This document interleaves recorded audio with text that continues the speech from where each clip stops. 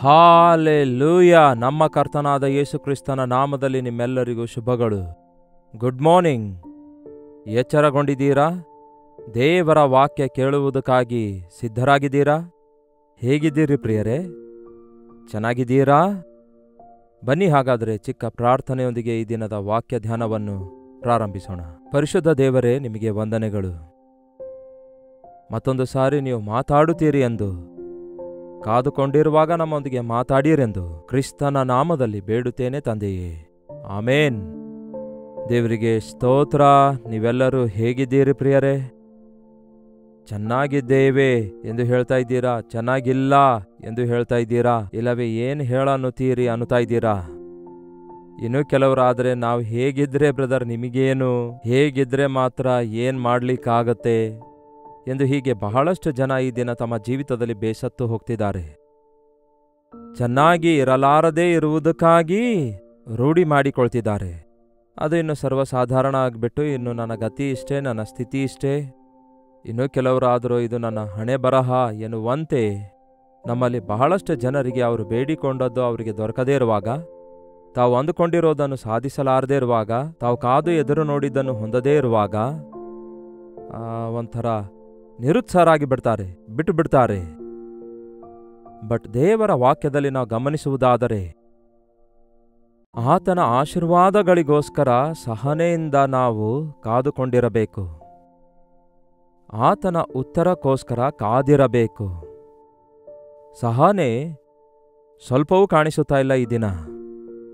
ಮನುಷ್ಯರಿಗೆ ಸಹಿಸಿಕೊಳ್ಳಬೇಕು ಎಂಬ ಆಸೆ ಉಂಟಾಗ್ತಾ ಇಲ್ಲ. ಸಹನೆಯ ಮೂಲಕ ಎಷ್ಟೋ ದೊಡ್ಡ ದೊಡ್ಡ ಕಾರ್ಯಗಳನ್ನು ಸಾಧಿಸಬಹುದು ಎನ್ನುವಂಥದ್ದು ಗುರುತಿಸುತ್ತಲೂ ಇಲ್ಲ. ಏನೇ ಆಗಿರ್ಬೋದು, ಒಂದು ತಾಯಿ ಮಗು ಬೇಕೆಂದು ಆಶಿಸೋದಾದರೆ ಕಾದಿರಬೇಕಲ್ಲವೇ? ಸಹಿಸಿಕೊಳ್ಳಬೇಕಲ್ಲವೇ? 9 ತಿಂಗಳು ಗರ್ಭ ಧರಿಸಿ ಪ್ರಸವ ವೇದನೆ ಪಡಬೇಕಲ್ಲವೇ? ಮತ್ತು ಅದೇ ರೀತಿಯಾಗಿ ನಾವು ದೇವರಿಂದ ಕೆಲವೊಂದು ಕಾದು ಎದುರು ನೋಡುವಾಗ, ಅಷ್ಟ್ಯಾಕೆ ನಮಗೆ ನಮ್ಮ ಜೀವಿತದಲ್ಲಿ ಕೆಲವೊಂದು ಕಾರ್ಯಗಳು ನಮಗೆ ಬೇಕು ಅಂದುಕೊಳ್ಳುವಾಗ ಆ ವಿಷಯಗಳಿಗಾಗಿ ನಾವು ಸಹನೆಯಿಂದ ಕಾದಿರಬೇಕು. ಸಹನೆ ಎಂಬ ಮಾತು ಪರ್ಸಿಸ್ಟೆನ್ಸ್ ಅಂದರೆ ನಾವು ಅದನ್ನು ಮುಂದುವರಿಸಬೇಕು. ಏನದು ಪರ್ಸಿಸ್ಟೆನ್ಸ್ ಅಂದರೆ ಕನ್ನಡದಲ್ಲಿ ಏನನ್ನುತ್ತೇವೆ? ಒಂಥರ ಛಲದಿಂದ ಕೂಡಿದಾಗಿರಬೇಕು. ಒಂದು ವಿಷಯಕ್ಕಾಗಿ ಬೇಡಿಕೊಳ್ಳುವಾಗ ಮತ್ತೆ ಅದನ್ನು ಬಿಟ್ಟು ಬಿಡಬಾರದು. 1 ಸಾರಿ ಕೇಳದೆ ಆಗಲಿಲ್ಲ, 2 ಸಾರಿ ಕೇಳದೆ ಆಗಲಿಲ್ಲ, 3 ಸಾರಿ ಕೇಳದೆ ಆಗಲಿಲ್ಲ ಎನ್ನುವ ರೀತಿಯಲ್ಲದೆ, ಆ ಪ್ರಾರ್ಥನೆಗೆ ನಮಗೆ ಉತ್ತರ ಬರುವವರೆಗೂ, ಇಲ್ಲವೇ ನಾವು ಎದುರು ನೋಡುವವುಗಳು ನಮಗೆ ದೊರಕುವವರೆಗೂ ಕಾದಿರಬೇಕು.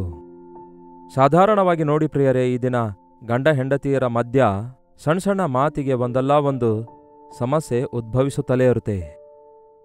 ನನ್ನ ಗಂಡ ಮಾರ್ಪಡ್ತಾನೆಂದು ಎಷ್ಟೋ ಕಾದು ಎದುರು ನೋಡದೆ ಅವನು ಮಾರ್ಪಡೋದಿಲ್ಲ, ಮಾರ್ಪಡುವಂತೆ ಕಾಣಿಸುತ್ತಾ ಇಲ್ಲ ಎಂದು ಹೀಗೆ ಬಹಳಷ್ಟು ಜನ ಒಂದು ತೀರ್ಮಾನಕ್ಕೆ ಬಂದ್ಬಿಡ್ತಾರೆ. ವಿಶ್ವಾಸಿಗಳೊಂದಿಗೆ ಸೇರಿ ನೀವು ಕಾದಿರೋದಾದರೆ ದೇವರು ತಪ್ಪದೆ ತನ್ನ ಕಾರ್ಯಗಳನ್ನು ತನ್ನ ಸಮಯದಲ್ಲಿ ಅದ್ಭುತ ಕಾರ್ಯ ಮಾಡುತ್ತಾರೆ ಎಂದು ನಂಬುವುದಾದರೆ ಕಾದುಕೊಂಡಿರುವವರಾಗಿರ್ತೇವೆ. ಈ ದಿನದ ವಿಶ್ವಾಸಿಗಳನ್ನು ನೋಡಿರಿ. ಕರ್ತನ ಬರೋಣದ ವಿಷಯದಲ್ಲಿ ಯೇಸು ಈಗೋ ಬೇಗನೆ ಬರ್ತೇನೆಂದಿದ್ದಾರೆ, ಮತ್ತೆ ಇನ್ನೂ ಬರಲಿಲ್ವಲ್ಲ, ಇನ್ನೂ ಬರಲೇ ಇಲ್ವಲ್ಲ, ಇನ್ನೆಷ್ಟು ದಿವಸ, ಇನ್ನೆಷ್ಟು ಕಾಲ ನಾನು ಬಾಯಿ ಮುಚ್ಕೊಂಡು ಕೂತ್ಕೊಳ್ಬೇಕು, ಇನ್ನೆಷ್ಟು ಕಾಲ ನಾನು ಪಾಪ ಮಾಡದೇ ಇರಬೇಕು, ಇನ್ನೆಷ್ಟು ದಿನ ಪ್ರಾರ್ಥನೆ ಮಾಡ್ತಿರಬೇಕು.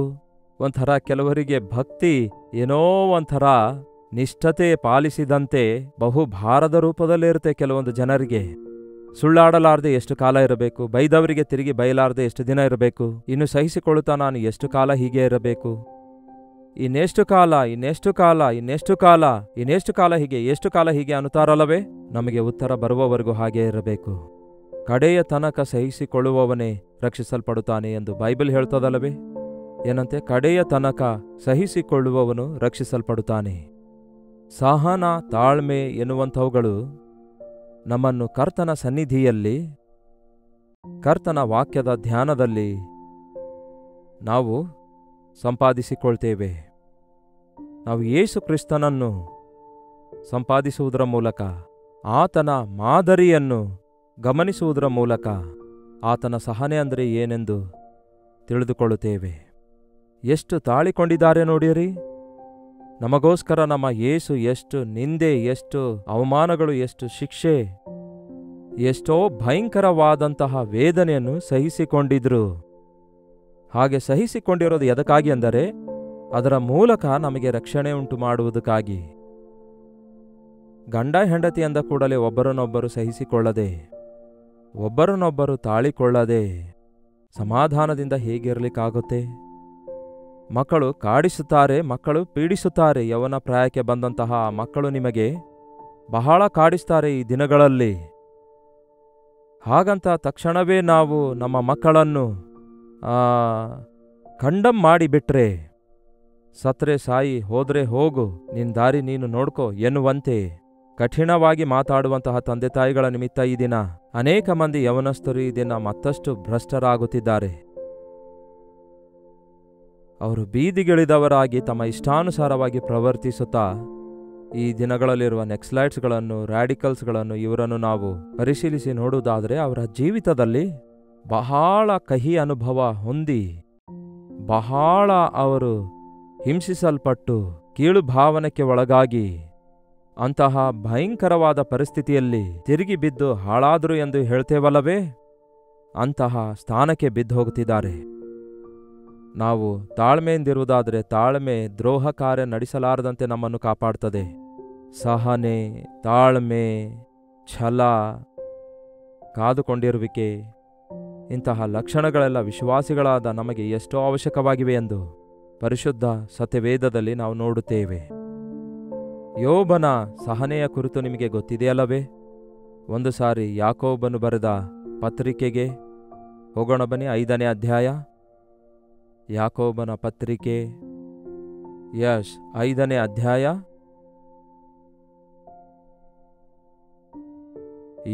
ಅದರಲ್ಲಿ ಒಂದು ವಚನ ನೋಡೋಣ. ಯಾಕೋಬನ ಪತ್ರಿಕೆ ಇಬ್ರಿಯ ಪತ್ರಿಕೆಯ ನಂತರ ಬರುತ್ತದಲ್ಲವೇ? 5ನೆಯ ಅಧ್ಯಾಯ 11ನೇ ವಚನ. ತಾಳಿಕೊಂಡಿರುವವರನ್ನು ಧನ್ಯರೆಂದು ಹೇಳುತ್ತೇವಲ್ಲವೇ? ಸಹಿಸಿಕೊಳ್ಳುವವನು ಧನ್ಯನು. ಸಹಿಸಿಕೊಳ್ಳುವುದು ಒಂದು ಭಾಗ್ಯವಾಗಿದೆ. ಆ ರೀತಿ ಸಹಿಸಿಕೊಳ್ಳುವಂಥವನು ಧನ್ಯನು ಎಂಬ ಪದಕ್ಕೆ ಇಂಗ್ಲಿಷ್ನಲ್ಲಿ ಬ್ಲೆಸ್ಸಡ್ ಅಂತ ಇದೆ, ಆಶೀರ್ವದಿಸಲ್ಪಟ್ಟವನೆಂದರ್ಥ. ಕನ್ನಡದ ಧನ್ಯನು ಎಂಬ ಪದಕ್ಕೆ ಮತ್ತೊಂದು ಪದ ಭಾಗ್ಯ ಆಗಿದೆ. ಬಹಳ ಭಾಗ್ಯವಂತರು. ಭಾಗ್ಯವಂತರು ಅಂದರೆ ಗೊತ್ತಲ್ಲವೇ? ನಿಜವಾಗ್ಲೂ ಹೇಳಬೇಕಾದ್ರೆ ಸಹನೆ ಇಲ್ಲದಕ್ಕಾಗಿ ತಾನೇ ನಾವು ಈ ದಿನ ಬಡವರಾಗ್ಬಿಡ್ತಿದ್ದೇವೆ. ಕಾದುಕೊಂಡಿರದೇ ಇರುವುದರಿಂದ ಹೊಂದಿಕೊಳ್ಳಬೇಕಾದ ಆಶೀರ್ವಾದಗಳನ್ನು ಕಳೆದುಕೊಳ್ಳುತ್ತಿದ್ದೇವೆ. ಈ ವಚನ ಮುಂದೆ ಏನು ಹೇಳುತ್ತದೆ ನೋಡಿರಿ. ತಾಳಿಕೊಂಡಿರುವವರನ್ನು ಧನ್ಯರೆಂದು ಹೇಳುತ್ತೇವಲ್ಲವೇ? ನೀವು ಯೋಬನಲ್ಲಿದ್ದ ತಾಳ್ಮೆಯ ವಿಷಯವಾಗಿ ಕೇಳಿರುತ್ತೀರಿ. ಯೋಬನ ಒಂದು ಸಹನೆ ನಿಜವಾಗ್ಲೂ ಎಷ್ಟೋ ಕಾಲದವರೆಗೂ ಯೋಬನು ಸಹನೆಯಿಂದ ಕಾದುಕೊಂಡಿದ್ದನು ಎಂದು ಅಷ್ಟು ಸ್ಪಷ್ಟವಾಗಿಲ್ಲ. ಆದರೆ ನಿಯರ್ಲಿ 2 years ಆಗಿರ್ಬೋದು ಎಂದು ಬೈಬಲ್ ಪಂಡಿತರ ಲೆಕ್ಕಾಚಾರ ಆಗಿದೆ. 2 ವರ್ಷಗಳವರೆಗೂ ಆ ವ್ಯಾಧಿಯಿಂದ, ಆ ಬಾಧೆಯಿಂದ, ಆ ಮನೋವೇದನೆಯಿಂದ ಎಲ್ಲರಿಂದಲೂ ಬಿಡಲ್ಪಟ್ಟವನಾಗಿ ತಾಳಿಕೊಳ್ಳಲಾರದಷ್ಟು ಅವಮಾನ ನಿಂದೆಗಳನ್ನು ಹೊಂದುತ್ತಿದ್ದಾಗಿಯೂ, ಮಾನಸಿಕವಾಗಿ ಶಾರೀರಿಕವಾಗಿ ಎಲ್ಲಾ ವಿಷಯಗಳಲ್ಲಿ ಎಲ್ಲವನ್ನು ಕಳೆದುಕೊಂಡು ಕುಗ್ಗಿ ಹೋದಾಗಿಯೂ ಸಹನೆಯಿಂದ ಕಾದುಕೊಂಡಿರುತ್ತಾನೆ. ನನ್ನ ದೇವರು ನನ್ನನ್ನು ಕನಿಕರಿಸುತ್ತಾರೆ ಎಂದು, ನನ್ನ ಸಹನೆಯನ್ನು ನೋಡಿ ನನ್ನ ಮೇಲೆ ದಯೆ ತೋರಿಸುತ್ತಾರೆ ಎಂದು, ನನ್ನ ದೇವರಿಗೆ ಮೊರೆಯಿಡುವುದಾದರೆ ಆ ದೇವರು ನನ್ನ ಕೈ ಬಿಡುವುದಿಲ್ಲ ಎಂದು. ಕೆಲವರು ಹೇಳ್ತಾರಲ್ಲವೇ, ನನ್ನ ಬಾಧೆ ಯಾರಿಗೂ ಗೊತ್ತಿಲ್ಲವೆಂದು. ನಿಮ್ಮ ಬಾಧೆ ದೇವರಿಗೆ ಗೊತ್ತುಂಟು ಪ್ರಿಯರೇ.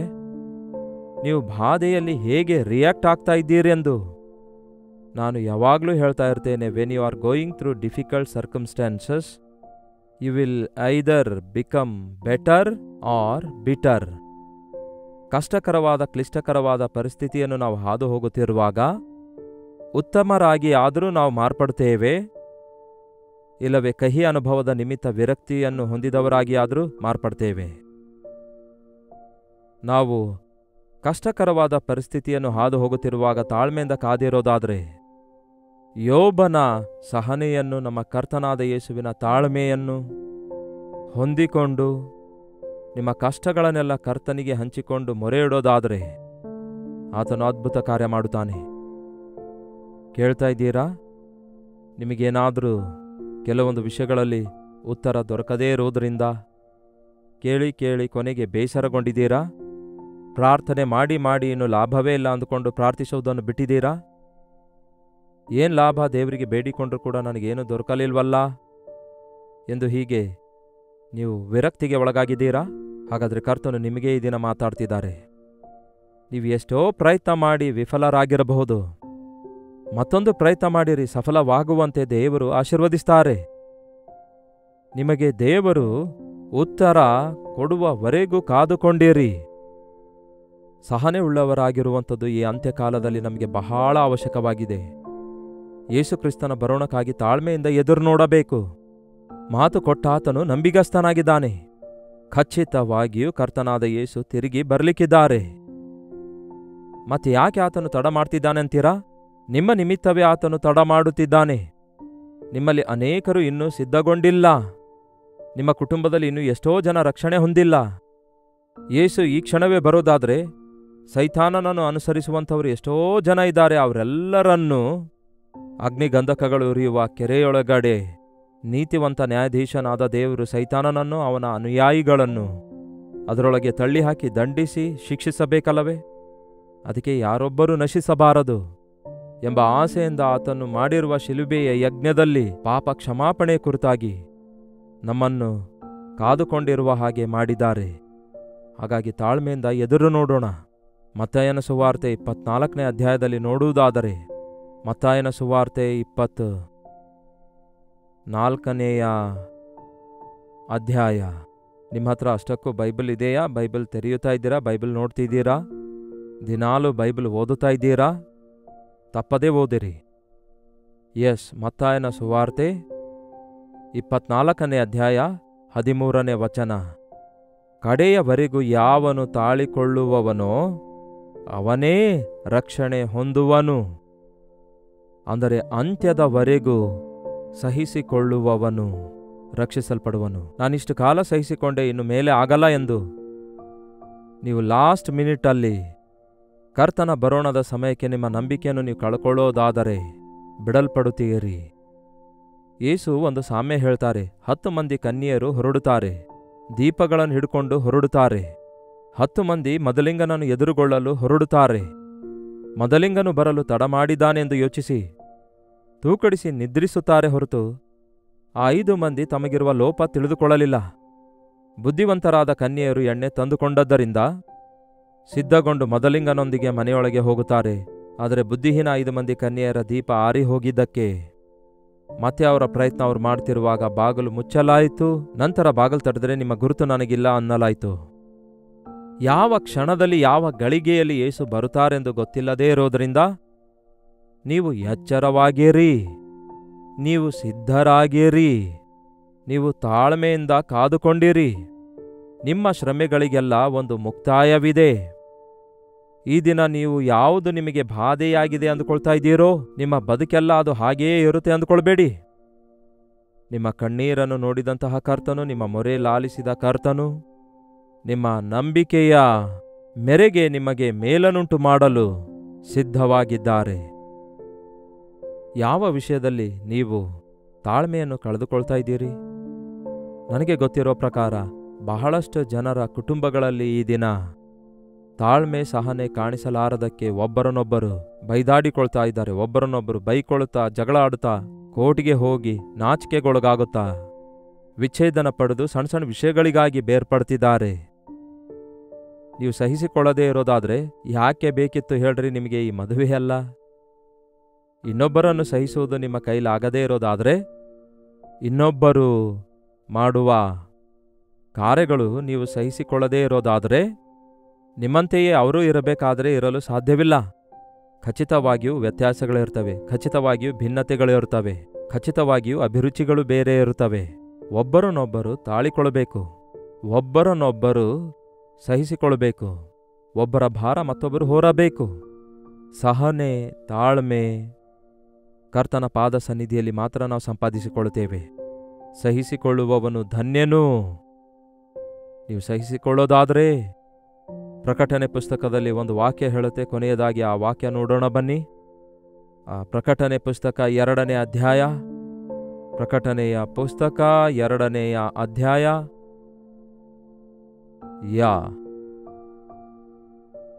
ಪ್ರಕಟಣೆ ಪುಸ್ತಕ 2ನೇ ಅಧ್ಯಾಯ 3ನೇ ವಚನದಲ್ಲಿ ಎಫೆಸ ಸಭೆಯ ಕುರಿತು ಇಲ್ಲಿ ಕರ್ತನು ಹೇಳಿರುವ ಮಾತು ನೋಡಿ. ಎಫೆಸ ಸಭೆಯ ಕುರಿತು ಕರ್ತನು ಇಲ್ಲಿ ಹೇಳ್ತಾರೆ, ನೀನು ತಾಳ್ಮೆಯುಳ್ಳವನಾಗಿ ನನ್ನ ಹೆಸರಿನ ನಿಮಿತ್ತ ಬಾಧೆಯನ್ನು ಸಹಿರಿಸಿಕೊಂಡು ಬೇಸರಗೊಳ್ಳಲಿಲ್ಲ. ಇದನ್ನೆಲ್ಲ ನಾನು ಬಲ್ಲೆನು.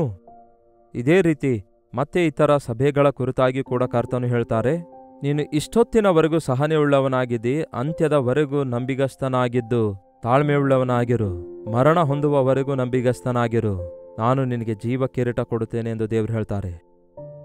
ನಾವು ಸಹನೆಯುಳ್ಳವರಾಗಿ ಮರಣದವರೆಗೂ, ಕರ್ತನ ಬರೋಣದವರೆಗೂ ನಮ್ಮ ನಂಬಿಕೆಯನ್ನು ಕಾಪಾಡಿಕೊಳ್ಳುತ್ತಾ ಇರಬೇಕು. ಒಂದು ವೇಳೆ ಶೋಧನೆಗಳು ನಮ್ಮನ್ನು ಮುತ್ತಿಕೊಂಡರು, ನಮ್ಮ ಪ್ರಾರ್ಥನೆಗಳಿಗೆ ಉತ್ತರ ಬರದಿದ್ದರು, ನಮ್ಮ ಪರಿಸ್ಥಿತಿಗಳು ಮಾರ್ಪಡದಿದ್ದರು, ನಂಬಿಕೆಯನ್ನು ಬಿಟ್ಟು ಬಿಡಬೇಡಿ ಪ್ರಿಯರೇ. ದೇವರು ನನಗೆ ಮೇಲನ್ನುಂಟು ಮಾಡುತ್ತಾರೆ ಎಂಬ ನಂಬಿಕೆ ಇಡೀರಿ. ಈ ದಿನದಿಂದ ಇನ್ನೆಷ್ಟು ಕಾಲ ಈ ಸಹನೆ, ಎಷ್ಟು ಕಾಲ ಈ ಕಷ್ಟ ಸಹನೆಯಿಂದ ತಾಳ್ಕೊಳ್ಬೇಕು, ಇನ್ನೆಷ್ಟು ಕಾಲ ಈ ಸ್ಥಿತಿಯಲ್ಲಿರಬೇಕು ಎನ್ನುವಂಥವರಿಗೆ ದೇವರು ಈ ದಿನ ಮಾತಾಡಿ ಹೇಳ್ತಿದ್ದಾರೆ, ಸಹನೆಯುಳ್ಳವರಾಗಿರಿ, ನಾನೇ ನಿಮಗೆ ಸಹಾಯ ಮಾಡುತ್ತೇನೆ ಎಂದು. ಯೋಬನ ಸಹನೆಯನ್ನು ನೆನೆಸಿಕೊಳ್ಳಿರಿ. ಯೋಬನಿಗೆ ನಾನು ಸಹಾಯ ಮಾಡಿದೇನೋ ಇಲ್ಲವೋ ಅನ್ನುತ್ತಿದ್ದಾರೆ ದೇವರು. ಯೋಬನು ಸಹನೆಯಿಂದ ಕಾದುಕೊಂಡಿರೋದ್ರಿಂದ ಕಳ್ಕೊಂಡಿರೋದನ್ನೆಲ್ಲ ತಿರುಗಿ ಹೊಂದಿಕೊಳ್ತಾನೆ, 2 ಪಟ್ಟು ಆಶೀರ್ವಾದ ಹೊಂದುತ್ತಾನೆ.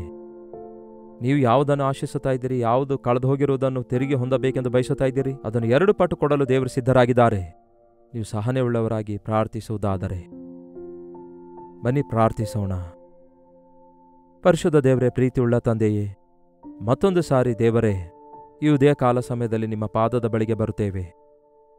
ನಮ್ಮ ಜೀವಿತದಲ್ಲಿ ಅನೇಕ ಸಾರಿ ದುಡುಕಿದ ನಿರ್ಣಯಗಳ ನಿಮಿತ್ತ ನಾವು ದುಡುಕುವುದರಿಂದ ತಾಳ್ಮೆ ಸಹನೆಯನ್ನು ಕಳೆದುಕೊಂಡು ನಮ್ಮ ಮಾತುಗಳಿಂದ, ನಮ್ಮ ಕ್ರಿಯೆಗಳಿಂದ, ನಮ್ಮ ನಿರ್ಣಯಗಳಿಂದ ನಮ್ಮ ಜೀವಿತಗಳನ್ನು ಮತ್ತಷ್ಟು ಹೆಚ್ಚು ಸಂಕಟಗಳೊಳಗೆ ಬೀಳುವಂತೆ ಮಾಡಿಕೊಂಡೆವು. ಪ್ರಾರ್ಥನೆ ಲಾಲಿಸುವ ದೇವರಿದ್ದಾರೆಂದು ನಮ್ಮ ಪ್ರಾರ್ಥನೆಯನ್ನು, ನಮ್ಮ ಬಾಧೆಯನ್ನು, ನಮ್ಮ ಶ್ರಮೆಯನ್ನು, ನಮ್ಮ ಸಹನೆಯನ್ನು, ನಮ್ಮ ತಾಳ್ಮೆಯನ್ನು, ನಾವಿರುವ ಸ್ಥಿತಿಯನ್ನು ಅರಿತ ದೇವರು ತಕ್ಕ ಕಾಲದಲ್ಲಿ ನಮಗೆ ತಪ್ಪದೆ ಸಹಾಯ ಮಾಡ್ತಾರೆ ಎಂಬ ನಂಬಿಕೆಯೊಂದಿಗೆ ನಿಮ್ಮ ಬರೋಣಕ್ಕಾಗಿ ಸಹನೆಯಿಂದ ಕಾದುಕೊಂಡಿರುವುದಕ್ಕಾಗಿ, ಪ್ರತಿದಿನ ನೀವು ಕೊಡಲಿಚ್ಛಯಿಸುವ ಉತ್ತರಕ್ಕಾಗಿ ಕಾದುಕೊಂಡಿರಲು ನೀವು ಮೇಲನ್ನುಂಟು ಮಾಡುವ ದೇವರಾಗಿದ್ದೀರೆಂದು ನಿಮ್ಮ ಮುಂದೆ ದೇವರೇ ತಾಳ್ಮೆಯಿಂದ ಕಾದುಕೊಂಡಿದ್ದು ನಂಬಿಕೆಯಿಂದ ಪ್ರಾರ್ಥಿಸುವಂತೆ ನಮ್ಮ ಪ್ರತಿಯೊಬ್ಬೊಬ್ಬರಿಗೂ ಸಹಾಯ ಮಾಡಿರೆಂದು ಕ್ರಿಸ್ತನ ನಾಮದಲ್ಲಿ ಬೇಡುತ್ತೇನೆ ತಂದೆಯೇ, ಆಮೇನ್. ತಂದೆಯಾದ ದೇವರ ಪ್ರೀತಿಯೂ, ಮಗನಾಗಿರುವ ಕ್ರಿಸ್ತನ ಕೃಪೆಯೂ, ಆದರಣೆ ಕರ್ತನಾದ ಪವಿತ್ರಾತ್ಮನ ಸಹವಾಸವು ಕೂಡಿ ಬಂದಿರುವ ನಮ್ಮೆಲ್ಲರ ಸಂಗಡ ಇಂದಿಗೂ ಸದಾಕಾಲಕ್ಕೂ ನೆಲೆಯಾಗಿರಲಿ. ಆಮೇನ್. ದೇವರಿಗೆ ಸ್ತೋತ್ರ. ನಿಮ್ಮ ಪ್ರಾರ್ಥನಾ ಮನವಿಗಳನ್ನು ಮೇಲಿಂದ ಮೇಲೆ 8939731313 ನಂಬರ್ಗೆ ಒಂದು ಟೆಕ್ಸ್ಟ್ ಇಲ್ಲವೇ ವಾಯ್ಸ್ ಮೆಸೇಜ್ ಮೂಲಕ ವಾಟ್ಸಪ್ ಕಳಿಸಿಕೊಡಿರಿ. ನಿಮಗೋಸ್ಕರ ಪ್ರಾರ್ಥಿಸ್ತಿದ್ದೇವೆ. ತಪ್ಪದೆ ತಕ್ಕ ಸಮಯದಲ್ಲಿ ದೇವರು ನಮ್ಮ ಪ್ರಾರ್ಥನೆಗೆ ಉತ್ತರ ಕೊಡುತ್ತಾರೆ. ನೀವು ಇತರ ದೇಶದಿಂದಲೂ ಸಹ ವೀಕ್ಷಿಸುವುದಾದರೆ ಇದೇ ನಂಬರಿಗೆ ಒಂದು ಟೆಕ್ಸ್ಟ್ ಇಲ್ಲವೇ ವಾಯ್ಸ್ ಮೆಸೇಜ್ ಮೂಲಕ ನಿಮ್ಮ ಪ್ರಾರ್ಥನಾ ಮನವಿ ಕಳಿಸಿರಿ. ಡಾಕ್ಟರ್ ಜಯಪಾಲ್ ಕನ್ನಡ ಯೂಟ್ಯೂಬ್ ಚಾನಲ್ಗೆ ಸಬ್ಸ್ಕ್ರೈಬ್ ಮಾಡಿಕೊಂಡಿದ್ದೀರಾ? ದಯವಿಟ್ಟು ಹಿಂದೆ ಸಬ್ಸ್ಕ್ರೈಬ್ ಮಾಡಿಕೊಂಡು ಲೈಕ್ ಮಾಡುವುದನ್ನು, ಶೇರ್ ಮಾಡುವುದನ್ನು, ಕಾಮೆಂಟ್ ಸೆಕ್ಷನ್ನಲ್ಲಿ ಬಂದು ನೀವು ಎಲ್ಲಿಂದ ವೀಕ್ಷಿಸುತ್ತಾ ಇದ್ದೀರೆಂದು ನಿಮ್ಮ ಹೆಸರು ಊರು ಟೈಪ್ ಮಾಡುವುದನ್ನು ಮರೆಯಬೇಡಿ. ಕರ್ತನ ಚಿತ್ತವಿರುವುದಾದರೆ ಮತ್ತೆ ನಾಳೆ ಇದೇ ಅನುದಿನದ ಧ್ಯಾನ ಎಂಬ ಕಾರ್ಯಕ್ರಮದಲ್ಲಿ ಮತ್ತೆ ಭೇಟಿಯಾಗೋಣ. ಅಲ್ಲಿವರೆಗೂ ದೇವರ ಮಹಾಕೃಪೆ ನಿಮ್ಮೆಲ್ಲರೊಂದಿಗಿರಲಿ. ವಂದನೆಗಳು.